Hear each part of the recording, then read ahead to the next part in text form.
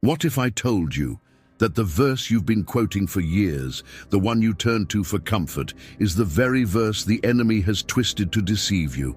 What if I told you that Satan himself uses the Bible, not to reveal truth, but to spread deception? You may have heard this verse in church, in worship songs, maybe even in your own prayers. But today, we will uncover the shocking truth behind it. A verse so misused, so misunderstood, that even the most faithful Christians have fallen into the trap. And chances are, you've quoted it too. But before we reveal this verse, you need to understand something even more dangerous. The ancient tactic the devil has been using since the Garden of Eden.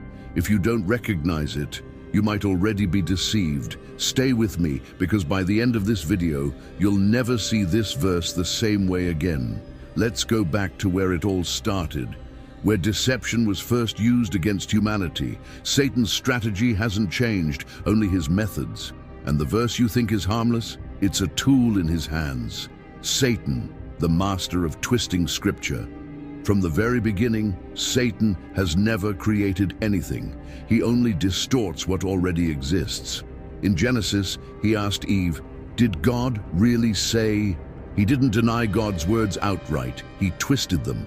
Fast forward to the New Testament. Satan tries the same strategy on Jesus himself, but this time he does something even more shocking. He quotes Scripture. Yes, the devil knows the Bible better than most Christians. And this is where deception begins. And that's exactly what he does with the verse we're about to reveal. But before we expose it, you need to see how deception works, so you can recognize it when it's happening to you. How the devil uses Scripture against believers. In churches today, many believers quote verses without realizing their full meaning. Satan doesn't need to erase the truth. He just needs to twist it enough that it leads you away from God's plan. Think about it. You've seen celebrities and influencers quote the Bible. But are they really preaching God's truth or using it to justify their own desires? Now get ready. The verse we're about to expose is one of the most quoted, yet most misunderstood. And it might just change the way you read the Bible forever. The most misused Bible verse.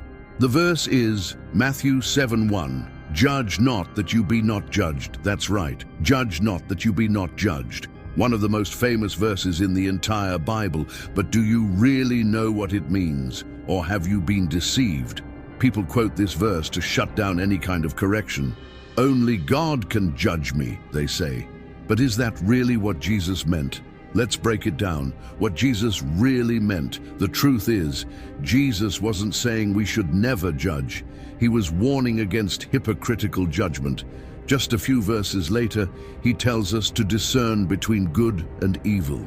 Beware of false prophets. How can we beware of false prophets and if we're not allowed to judge? See the contradiction. Satan takes this verse out of context to make Christians passive, afraid to speak truth. What should we do instead? So if judge not doesn't mean what we thought. What does the Bible say about judging? And more importantly, how do we know when it's right and when it's wrong? How to avoid falling for this deception? Jesus calls us to judge with righteous judgment, John 7:24. That means using discernment, not condemnation. And that's exactly what Satan doesn't want you to do. He wants you to stay silent. He wants you to feel guilty for standing up for the truth. But today, you know better. You won't fall for the trap anymore. The next time someone misquotes, judge not, you'll be ready. You'll know the truth. And as Jesus said, the truth will set you free. If this video opened your eyes, let me know in the comments. Have you ever heard this verse used out of context? How will you respond now? Share this with someone who needs to hear it. And if you want more eye-opening truths like this, make sure to subscribe, because next time we're exposing another shocking deception, one that even pastors are afraid to talk about. What if I told you there's a verse that people use to promise prosperity, but it's actually a warning? Stay tuned. You don't want to miss this.